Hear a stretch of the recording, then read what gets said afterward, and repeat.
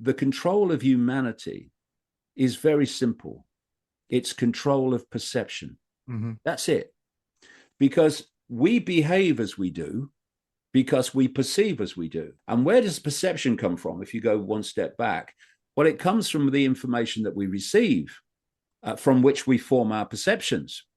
And so if you control the mainstream media and much of the alternative now, by the way, and if you control the education system, indeed you created the education system as we know it, then you have a extremely powerful position to feed information, much of it not true, to your target population, and therefore impose their perceptions of reality. A classic example, COVID.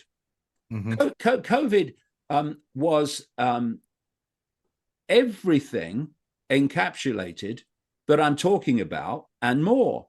You had billions of people who went under house arrest and social distanced, put masks on. So why? Why did all this happen? Well, it happened because what they did was grasp hold of the perceptions of the population. They told them there was a deadly virus, and that the only way to protect themselves and their family from the deadly virus was going under house arrest and obeying the government in fine detail, putting their little mask on. And they were imposing that from a central point, the World Health Organization.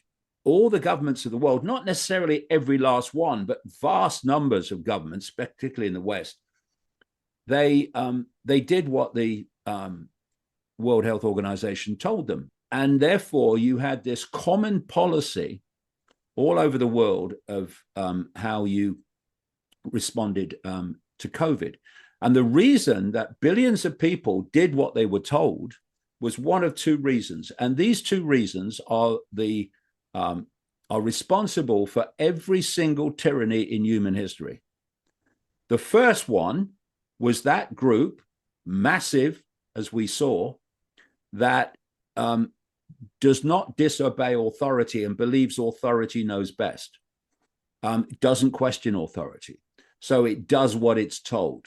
Number two, responsible for every tyranny in history, are those that don't want to do it, but fear not doing it. They fear the consequences of not doing it. Peer pressure.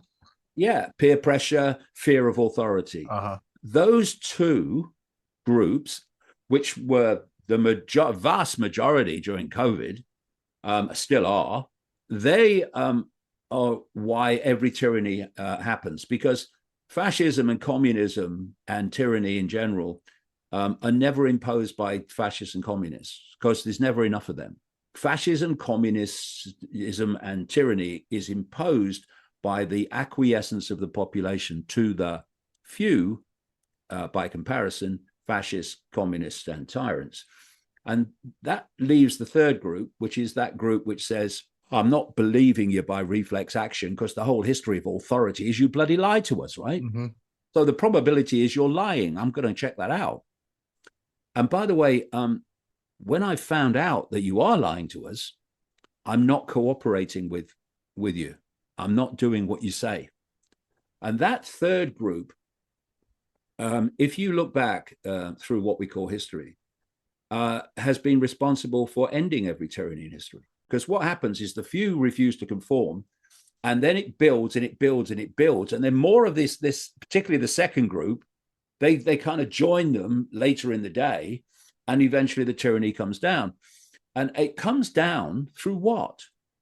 Non-cooperation. So if you look at what happened in England during COVID, when you look back and you see a few people going out on protests, breaking the regulations of the restrictions, fascist restrictions, there were so few that the police would move in and arrest them, and that would be the end of it.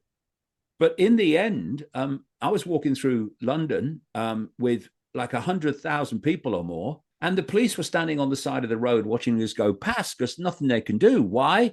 All those people were not cooperating, and you're never ever gonna be able to arrest all of them.